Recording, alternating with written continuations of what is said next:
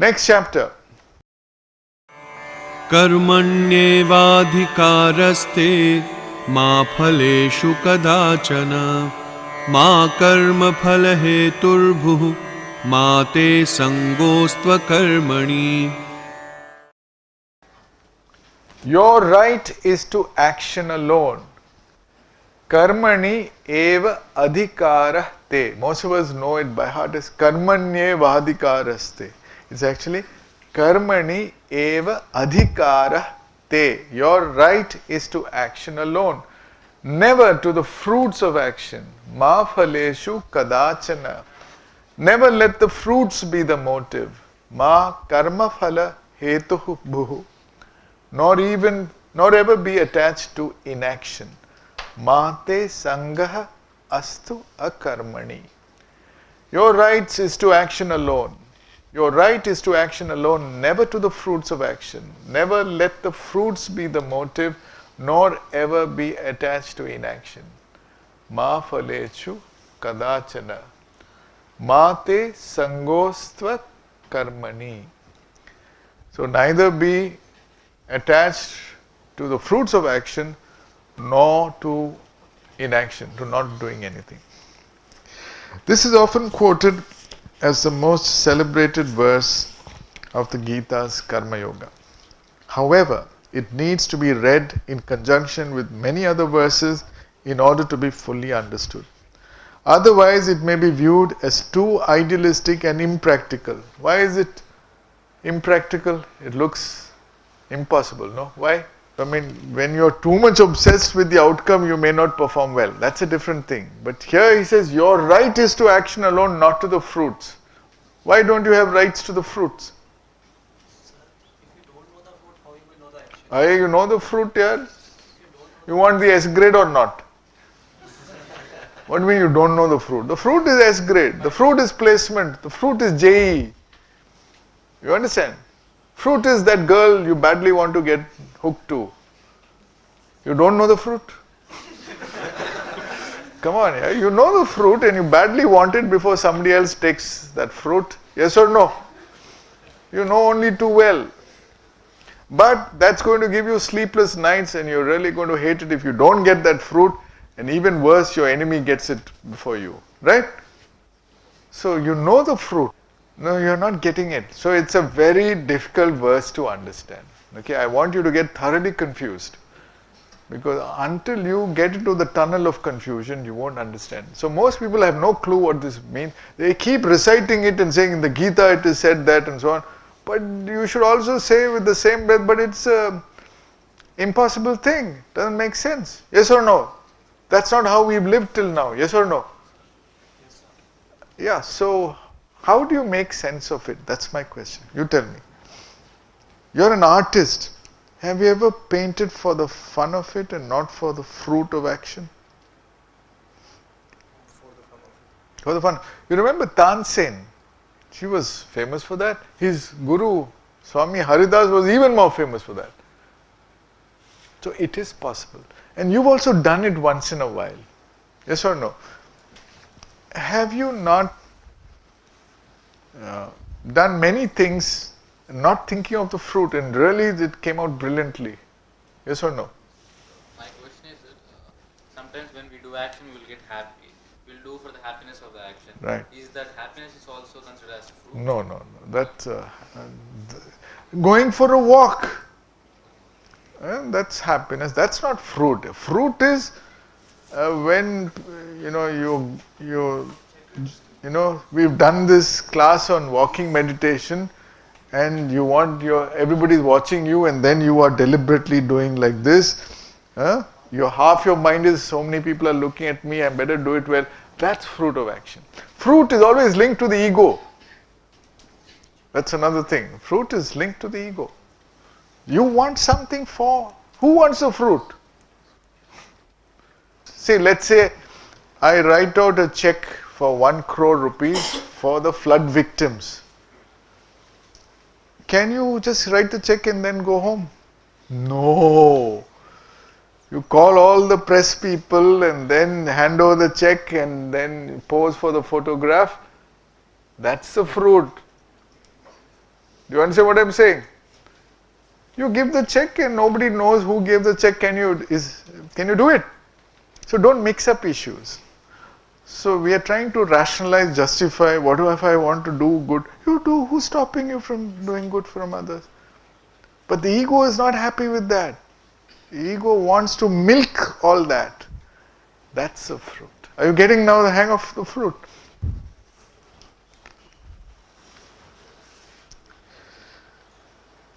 Indeed, for most of us, the very concept of doing work without the motivation of the fruits of action, ma karma phala hetuhu, would seem to be too challenging. What is the basic motive of action for most beings? It would clearly be the desire for an expected result. What's in it for me? Seems to be the obvious question one normally asks before thinking of doing any work. If there is no fruit to be desired, why choose to act at all? If this is deemed as attachment to inaction, sangosva akarmani, what is wrong with it? So, let's see how this works. So, we go to the next topic. So, how many of you are familiar with Maslow's hierarchy of needs?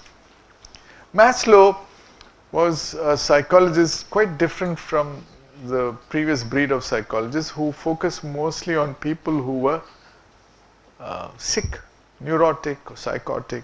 Maslow looked at the other end of the spectrum and said, who are the healthiest people society has produced? What makes them tick? And he did his research. By the way, he did his PhD.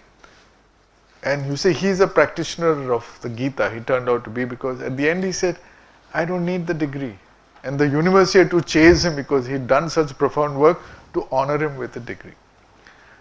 Now Maslow came up with a hierarchy of needs. We do anything out of a need. If there's no need, we won't do it. We all understand that very well. And he put them all in a hierarchy. That means there are some needs everybody have, there are some needs not many people have. So it's a pyramidical form, and the volume is reflected in the size. So at the bottom you have more people and you have more stability. So all of us have physiological needs. Needs of the body which we share with animals. Animals also have the same needs. Right? But what's the big difference between animals and human beings as far as needs are? Fundamental difference. The animals are stuck here. Maybe a little bit of that, but not too much. But we have, this is just a little bit, we have higher needs. What's the main difference? Animals get satisfied with what they get. Not only that, animals live in the present. They get hungry, they look for food, eat the food, finito. We want food for one lifetime only. We want for 7 generations. That too endless, anantasya. We want to add so many zeros to our bank account. Animals don't even understand all that. Yes or no? Are we better off? No way. So that's interesting. So we live not in the present, we live in the future and the past. Animals live in the present. Okay. In the Bible, Christ advises, think not of the morrow. The morrow shall take care of itself. That's how the rest of the sentient world lives. But we are always worried about tomorrow. What will happen? What will others think of me? Animals walk around nakedly. They don't give a damn what others think of them. They are who they are. Yes or no? We cover up. That mask is our big cover up. And we identify with the cover. The fig leaf is who we are. Okay. Do you have safety needs? Security in terms of bank balance, job. Already people are they want government jobs where you have an assured pension where nobody can throw you out. Right? Private sector is more difficult, more demanding. And then you have belongingness and love needs. You want to be part of some noble identifiable group. You are an IITian, you'll flash that certificate wherever you can. Um, there's a book called Being Indian by Pavan Verma. Have you read it? Read it. He says when two Indians meet, typically, let's say in a train, two of you bump into each other, some strangers. Well, Indians are usually uncomfortable unless they can fix the awqat of the other person. Right? So you have to figure out who that other guy is. And in terms of hierarchy, status and all that, you guys are lucky. The moment says, who are you? Say, I'm from IIT. You fix that guy's out, then he'll be quiet.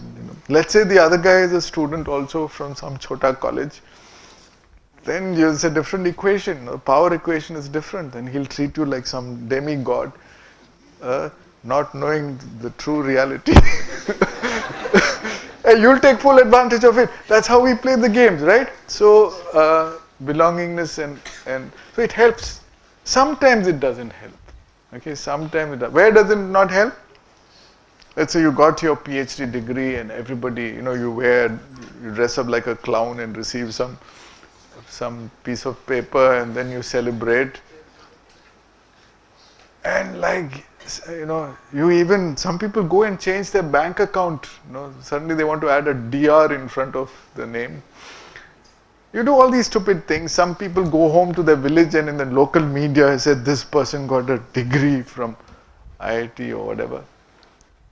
But you go for a walk in the forest here,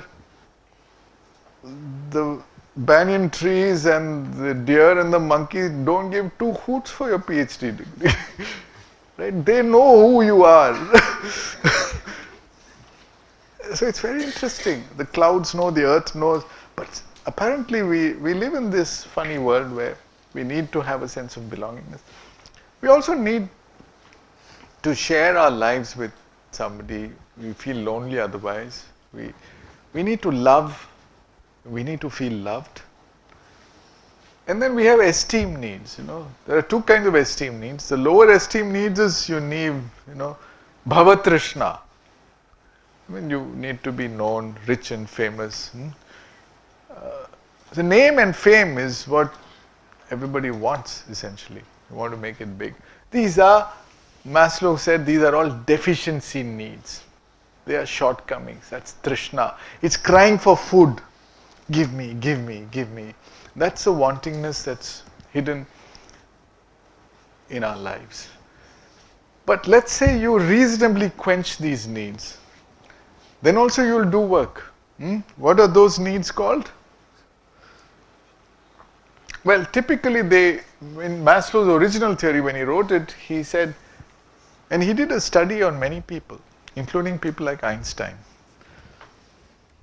And he said that people who really are curious, true researchers, scientists, philosophers, thinkers, they can't sleep till they crack some problem which bugs them. And they are not doing necessarily to publish a paper and get name and fame. That belongs to this. They just want to know. And actually we were like that when we were kids. Before we came to know all the prizes and all that, we really want to know what's going on. Why is the sky blue? We've forgotten those days because that was those days when there was no motive. Now everything has a hidden motive. Why should I check where this goes? How many marks will I get? So this is knowledge for the sake of knowledge and art for the sake of art. That is finding your swara. Ramdas, Tansen, You just love to play music or you love to paint. Art comes, all soulful ventures come here. And you do it just for the sake of doing it, just for quenching a thirst or expressing a need. So it's called a being need or a growth need. And it requires some level of accomplishment, some mastery, some gift that you've honed to perfection. And Maslow said that's when you become self-actualized. Okay, so this is knowledge for the sake of knowledge, art for the sake of art. And everything you do becomes a work of art. But you do limited works, you don't Many people who are not there, who still have the talent to get stuck here and still need money, endless amounts of money and so on. And then Maslow said there's something higher, and he came to India to explore this, and he called those meta needs, spiritual needs. So you have people mostly worshipping these needs, so that's a conventional society. And we brainwash young people like you into thinking that's the best way to live. So if you're not there, you're pre-conventional. And you have people who've gone beyond, they're post-conventional, they're very few in number, very rare. And often it's difficult to distinguish. Someone acts in a completely different way. You can't sometimes figure out whether he's post-conventional or he's pre-conventional. You understand? Because he's unconventional. And so it's sometimes tricky. But there's one clean distinguishing mark. When you're a child, you're here, but when you're a sage, you're here. What's the difference between a sage and a child? Both show sometimes childlike behavior. What's a huge difference? Christ said that until you become like a child, you cannot enter the kingdom of heaven. There's some truth in that. You rediscover an innocence. But in what way is the sage far different from a child? It's very simple. Between this and this is this. So I don't know how many of you attended yesterday's talk. So you come back to the same position, but you're at a high, elevation. It's a spiral. You've climbed up. You understand? It looks same, but there's a huge quantum leap. The leap is this. You've gone through the conventional and came out. You've gone through the wormhole and came out. Which means you understand the conventional very well. You understand the pre-conventional very well. The conventional understands the pre-conventional but has no clue about the post-conventional. So it's hierarchical. You kind of know that. The child does not know why the parents fight every day with each other. But the sage knows. Do you understand? The child does not know what it feels like to have a beard. But the sage knows. The child doesn't have any clue about sexuality. But the sage knows it inside out. The sage is wise. It has gone through and gone beyond. And that makes a huge difference. And the kind of satisfaction you get out of life, the fulfillment is phenomenal. You have a transcendental maturity which enables people to learn, to live, to love, to relate, and to play like the child in far more fulfilling ways than normal. The juice that a self-actualized person gets out of life, if you really want to give a number to it, is several orders of magnitude higher than the conventional. And not, the conventional gets the juice by how much name and fame and bank balance you get. This is in the present while doing the work. So there's a clue to that verse in the Gita. Maybe people here find it difficult to understand that verse, but people here, for them that's a way to live life. So if you understand Maslow's hierarchy, it's easier to understand that Gita verse. The life purpose here is being, doing, which itself is self-rewarding. Page 97. Maslow distinguished between the lower esteem need of needing recognition from others, manifesting as seeking attention, status, honor, and fame, and the higher esteem need of self-confidence, self-mastery, strength, independence, and freedom. See, the esteem need is a crucial borderline between deficiency and higher needs. The higher esteem need is an inner confidence, is a trust. It doesn't need certification from others. It's a self-mastery, it's a self-confidence. You understand? It's not a boastful confidence. It's not wanting recognition from others. And that is imperative. When the basic needs, especially the higher esteem needs, are reasonably satisfied, a person can enter into and abide in a stage of self-actualization without being troubled by the deficiencies. In Maslow's own words, what a man can be, he must be. Underline that. What a man can be, he must be. Whatever potential is there inherently in you, you must realize it. You must flower into whatever you are meant to flower into. You must find your swara. Very few people find their swara. So the number of people who are self-actualized are not too many. Maslow himself in his research found out that it's not dependent too much on age. It's not that when you grow old you'll become self-actualized. You could be 90 years old but still craving for all the deficiency needs that most people suffer from. You could be young like Shankara or Vivekananda and at the age of 16 be completely self-actualized.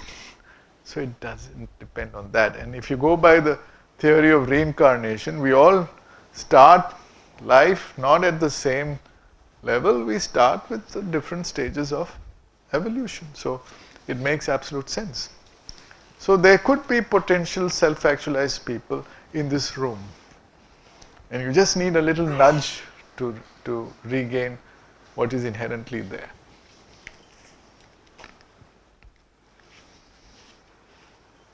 It is then that a man acts not to fill a deficiency, but to express a sense of fullness creatively through some well-honed talent or skill, through art or knowledge.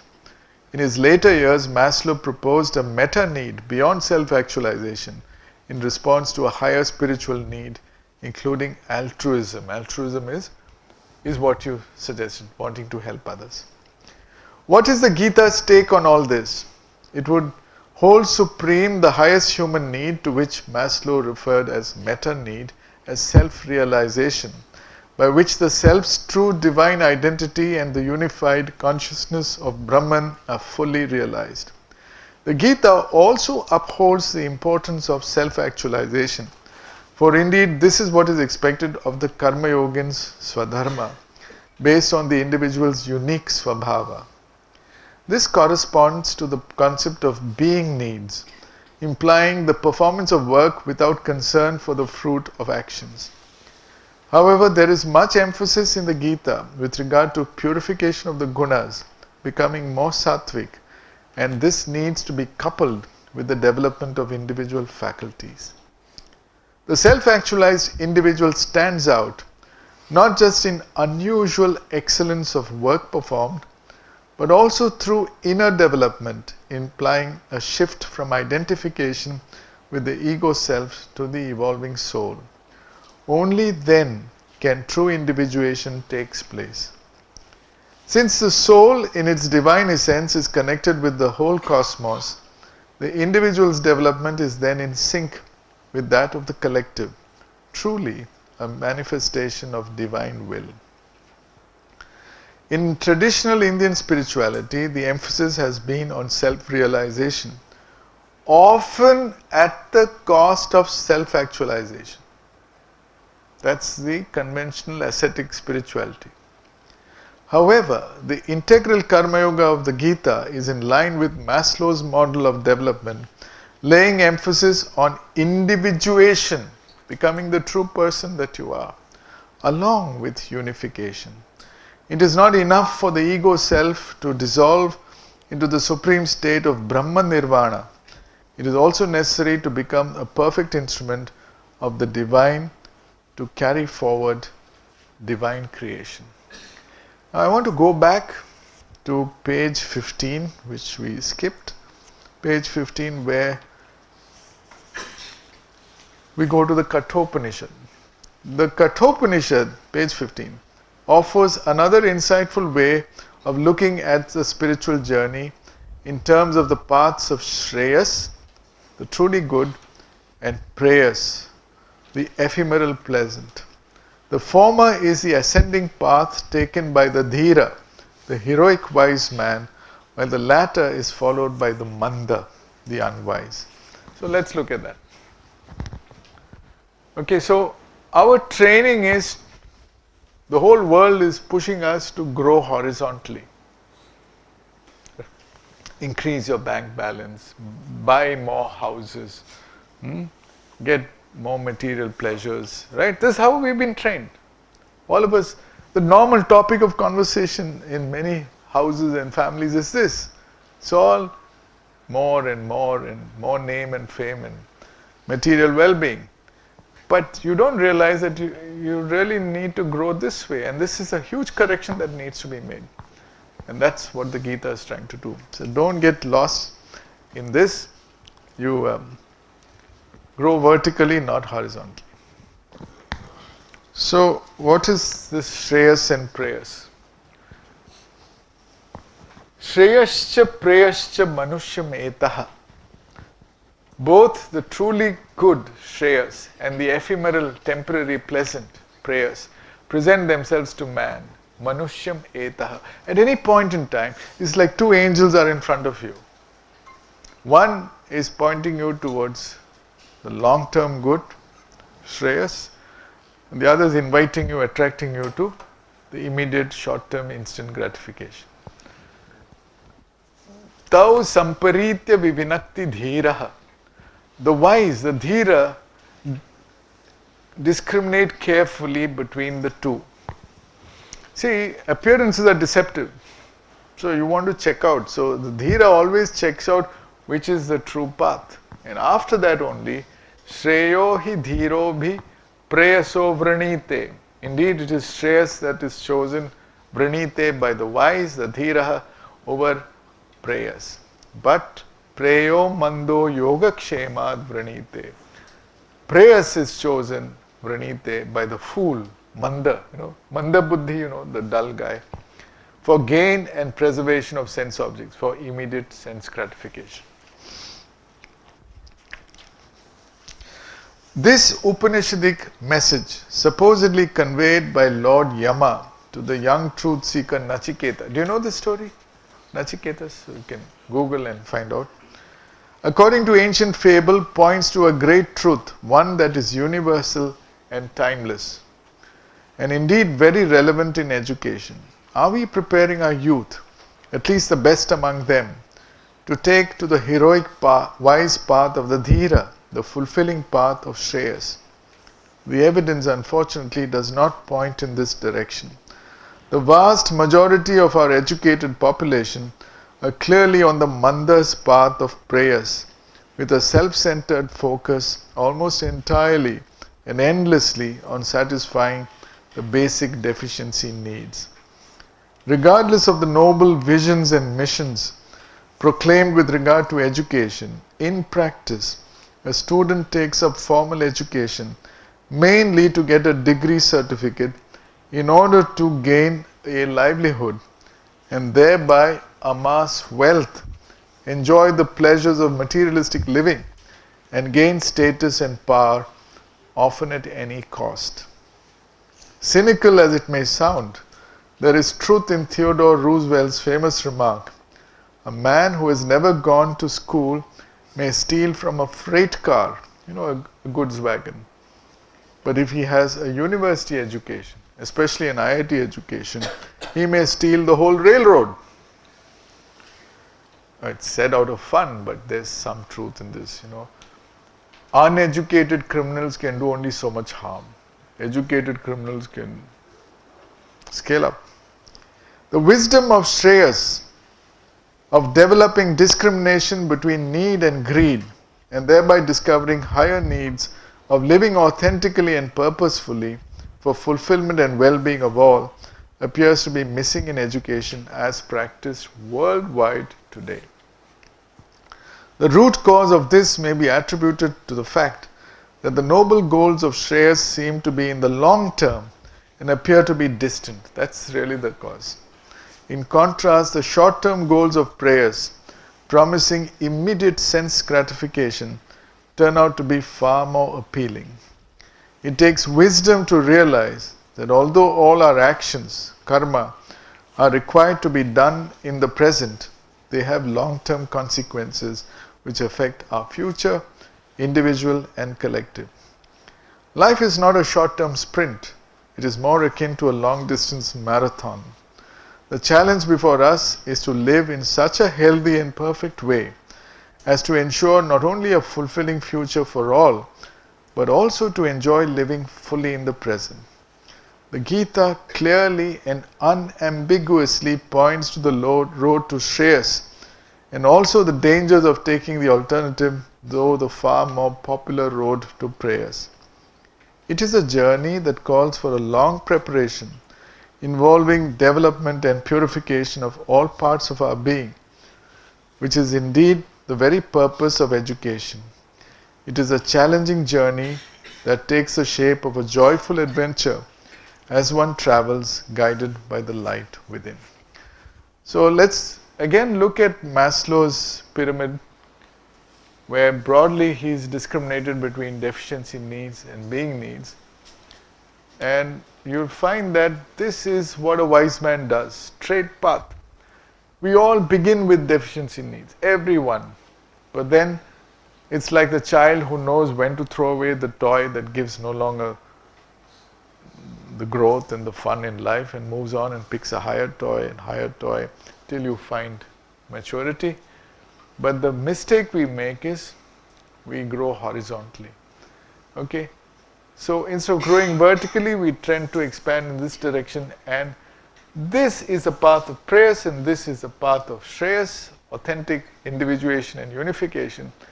And this turning point somewhere is where need turns into greed. And Mahatma Gandhi famously said, there is enough in this world to satisfy every man's need, but not enough to satisfy everyone's greed. So, are we doing this, becoming like a caterpillar, becoming obese, fat caterpillar, more wealth, more projects and services, more fame, and in the academic context, more papers, more degrees? Or this is good and useful, no question about that, but not enough. Or are we really evolving? The caterpillar is meant to become a butterfly. A butterfly is not an improved caterpillar. It's a completely transformed caterpillar. And it's beautiful, and there's so much freedom and delight in this. This is self-actualization. There's a high sense of purpose, there's a vision, there's joy in action and inaction. There is originality in expression, there is care and concern for others, creative, aesthetic, wise. Okay, so we go back to page 100. The problem with deficiency needs is that in the absence of discrimination, they tend to scale up.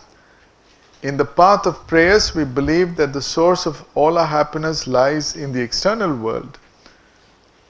Need turns into greed, and thus ensnared by Kama Trishna and Bhava Trishna, our cravings tend to get inexhaustible. For one seeking to walk on the path of Shreyas, discrimination must be nurtured by giving importance to mastering and transcending deficiency needs without getting lost in greed. Beyond a point, increasing wealth, sensual pleasures, projects and fame do not bring proportionate happiness. It is like a caterpillar getting bigger and bigger in size, not realizing that its evolution and freedom lie in its transformation into a butterfly. For the human being, the key to such evolution lies in awakening the inner resources and thus finding the truth of the self that is completely free. That's called liberation. Motivation and the gunas. Traditional Indian wisdom, including the Gita, recognizes the validity of the need to satisfy deficiency needs. So, let's not treat them as something bad. They need to be satisfied. These are humanly legitimate and are included among the 4 Purusharthas, objects of human pursuit. We discussed this in the last session. Strictly following dharma while pursuing artha and kama and eventually aspiring for moksha serve to bring self-regulation in our actions and to bring a shift from the path of prayers to the path of Shreyas. In terms of the 3 gunas, This usually implies a progressive shift in our character from tamasic rajasic to rajasic sattvic and thence sattvic predominantly. The Gita's emphasis on doing work that needs to be done in a self-regulated manner, niyatam karma, and without the motivation of the action's fruits, is an invitation to shift our character from rajas to sattva and beyond. Work then becomes the very means to enable such a shift from desire-motivated action, sakama karma, to desireless action, nishkama karma. Thus, we eventually go beyond all three gunas so as to realize our higher divine nature. Indeed, this is what is implied by progression from asat to sat, from tamas to jyoti, and from mrityu to amritam. I want you to see around you possibly even in your generation, examples of people who really are self-actualized. If you take, for example, someone like Abdul Kalam, clearly he was way above deficiency needs. And not only that, he showed these signs when he was very young. It's not that when he became 70 years old he got these needs. So they start showing up at this age. You can see very clearly when an individual is showing those signs. But potentially it is there to be awakened in all of us. And you'll find the real joy comes when you do nishkamya karma. Nishkamya karma. Because there's another reason why you have no right to the fruits of action. Can you tell me the real reason? It doesn't belong to you.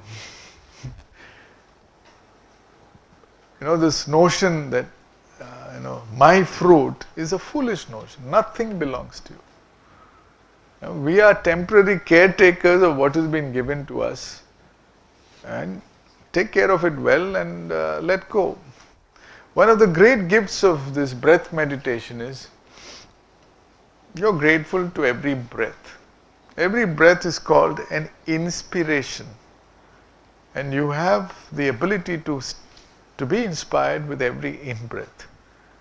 But the expiration is also very meaningful. Expiration is the out-breath. Expiration, what's the other meaning in English? Dying, but I would say letting go.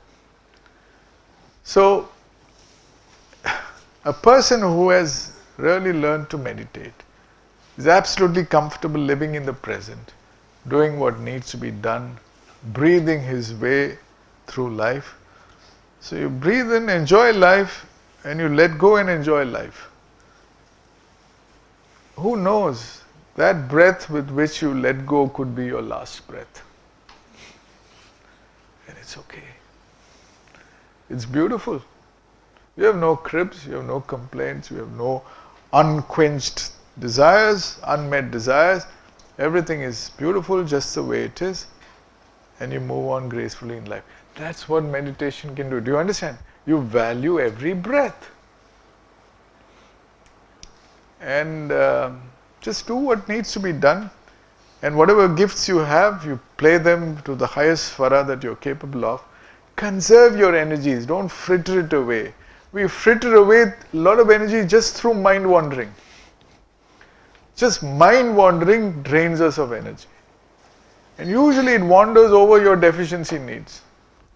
If you look at where the mind wanders over mostly on egoic needs. You're not trying to let it wander on where I can gift my crores of rupees for the well-being of the universe. We are always thinking of taking. It's this direction because the deficiencies are like that. You sometimes ask people who are so, ridiculously well off. Some of our politicians, industrialists, and chief ministers, and so on. They got so many zeros of ill-gotten wealth. How does adding some more zeros help? Have you ever thought about it? But there must be some magic, no? What's the magic? I don't know. That's why Mahashano Mahapapma, it's a blinded energy. At the same time, there's so much power to do so much of good. If only you just turn the direction. And so that's the challenge, to correct ourselves, move from prayers to shreyas, and the same person can do wonders. Okay, we are coming to the end.